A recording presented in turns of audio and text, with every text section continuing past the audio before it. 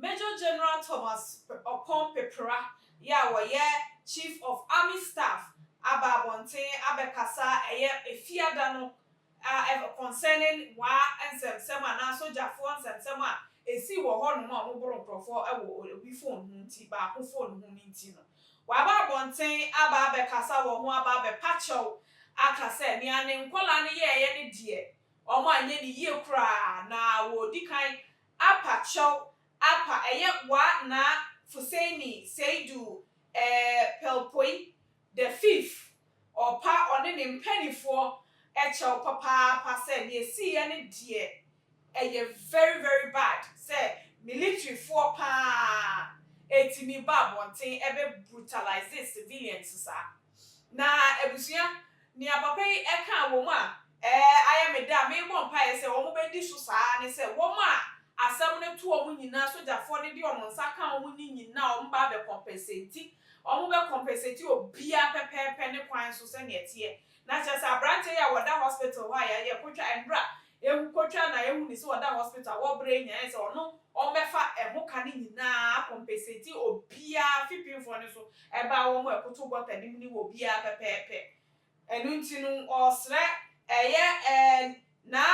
Fuseni se wonjina o panicho papa wonfa won boni encho na afensu won kan che ne manfo ene wona asojafo involve victims e wo mu ni e kan wo mu ni nyina ne se won be compensate o na wo mu be make sure se won mu ne nkrofo ne nso edi sanse mfuwe no won be make sure se they will never go unpunished no ombe hwehwe mu nyina se bi mu nyina ti identify obia make sure se asotwe se fata and one de be ma soldier for we say so army has been the golden thing in the country so far a protective baby ade bia BBC po ayese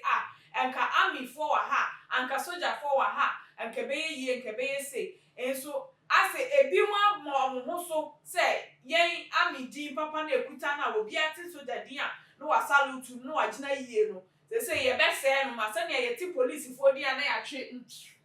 so anso na say ye hu soldier for so a eno so mo kra de ye say eno bo de ye be ni say na che say wo mu nyina ya mutu ye mu obi a one level eno nti no omo a awaye omo adwe say wo mo say asoldier for din e wo man ni mu no say ya juma ye de ato omo so say so omo yes say wo be bo oba oman ni hu ban and make sure say political side hifa civilian side hifa be bia de na kwan mo bi nye na djuma yi a o me straight bi pa na ma na ye na djuma yi no and no and a yom aim of being a soldier na say army and nti na no na say so mo ye but o mo waye o ma adwen so o be say o mudi ni de o mo fo bia ho nche no kra and nti na ban kra e de no ho age mu a che say wa ka afa ho say dia e koso sese no nani enje ho kra nti Major General Thomas Kasa we are very disappointed what dia esi ye no on the 1st of July no say ni buofu ni ho pa na won kasa ni mu no wo ka say obi eka kire ni say common phone enti obi soldier for ebetimi abo enkrofo say ya anka won jindi eda enu ntebusia mayenko ne enko he video yi won sama papa yi eka fa dia esie no ehuna yemra. It's rather unfortunate that soldiers who went for training and just passed out and reported only about 4 days ago to start behaving this way. I want to assure you, His Excellency,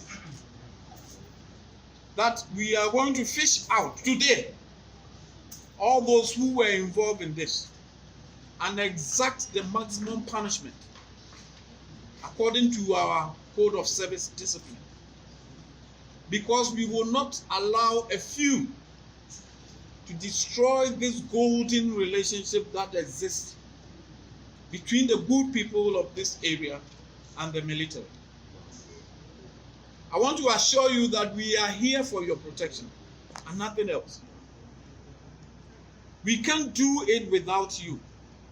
The new form of threat that we are facing as a country, coming all the way from Burkina Faso, is such that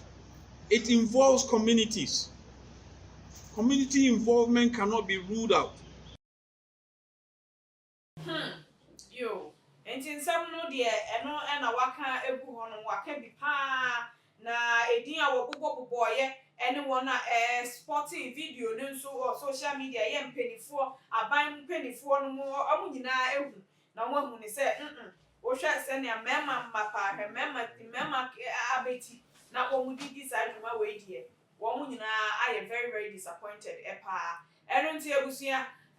beebi eduru aha ɛna mede mu ebesie fa wadwe nkyerɛ ɛbra na too much deɛ esie bia no yebe make sure say ye ma ne mpa wo ho da ne mu ye be bra mu and subscribe to your channel no na me a notification bar no e ma ye fefefe wo wie so a follow yen wo IG Facebook ma himfio Twitter e ho hia me pa and na share to all other social media platforms wo wo so na nyame obehira se wo ye ne sa media ene Akosua Pokua Ansa aka Apa